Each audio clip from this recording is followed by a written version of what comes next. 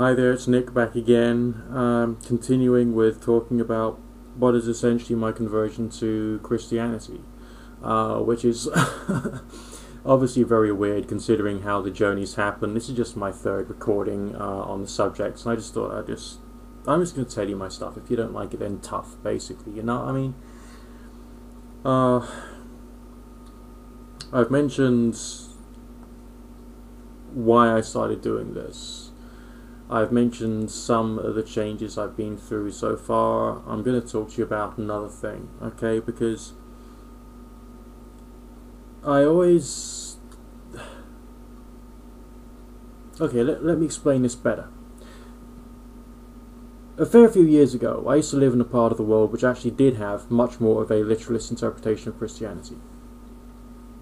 That didn't do me any good, and it was very charismatic evangelical driven. So I suppose I falsely developed the opinion that that's what it was all about. And of course, when I heard the pagans and the anti-theistic atheists rambling and ranting on YouTube, that really didn't help me, because that reconfirmed that that's what Christianity was. Okay, all that's like negative, Westboro Baptist Church almost bullshit, for want of a better phrase. Forgive my language if you don't like that word, but that expresses the way I feel about it. You know what I mean? So, what was going on inside my mind, do you think, when I was invited by the new friends I had made at this church to attend a charismatic event with them? Now, I was just take this into account, okay? I was afraid of charismatic evangelism, and to a certain extent I still am, because I know that it has been used by unpleasant individuals, right-wing groups, really undesirable groups with really undesirable views. But I thought, I'll give it a go. I'll go with these people to their interpretation of what charismatic evangelism is.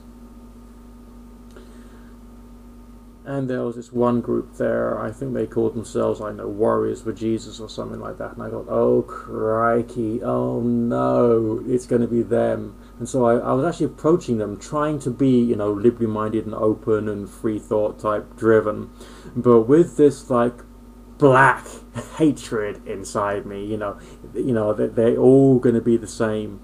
And I thought of all the various trigger points, like Bible literalism, and God hates gays and all that kind of stuff, which is what some evangelical groups come out with. And I approached these people, and they very kindly gave me a nice cup of tea, and I had a baked potato with them.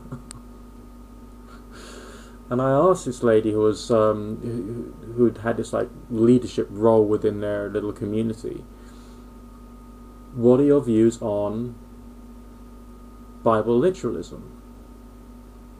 And she says, well, the only literalism that you need to take into account is the words of Jesus Christ, and there's only 2 commandments. And I thought, hang on a second, what's going on here? And she says, yeah, there's only 2 commandments.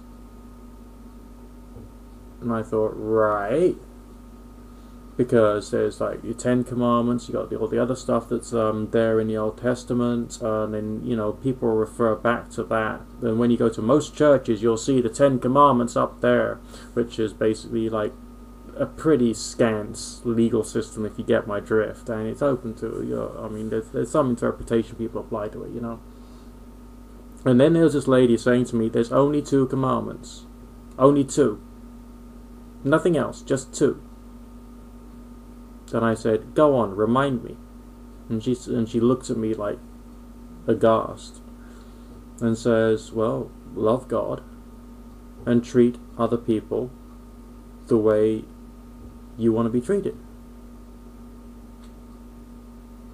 And at that, like all the, a lot of the negativity just like flowed away from me. I just thought, like, it's simpler than that.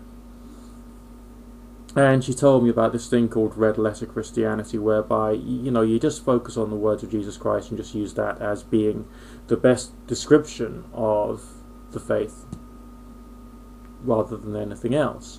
And I said, well, what is your group's views about social minorities, such as members of the New Age movement and homosexuals? And she says, well, they're our neighbors too. They're they're people. They're all fine. Okay, doesn't matter. Jesus Christ came there for everybody, absolutely everybody. And there's only 2 commandments: love God and love other people. And that's it. And it doesn't matter whether they're a criminal or a prostitute or gay or they're just people. They will grow in whatever way with the passage of time, and that's up to them. And I thought to myself, why have I allowed myself to get quite so fearful and paranoid and angry, really, about these people who were giving me a baked potato and a nice cup of tea and basically saying that the only thing that we actually believe is be worshipful and care for other people like you want to care for yourself. And then another person chimed in, basically saying that there's an extra hidden message there, and that is that you also need to look after yourself, because if you're going to treat other people like you want to be treated yourself, you don't treat yourself terribly, otherwise you end up treating other people terribly. So look after yourself. Okay. And I said, well, so in your opinion, that's it? And they said, yeah, that's it. And that just, I guess that knocked me sideways. I didn't expect it. I expected someone to try and terrify me with all of the fires of hell stuff. I expected someone to come out with self-righteous crusader rubbish. And did I get it? No, I didn't. I didn't get it at all. I got love, really. Just a very gentle expression of love.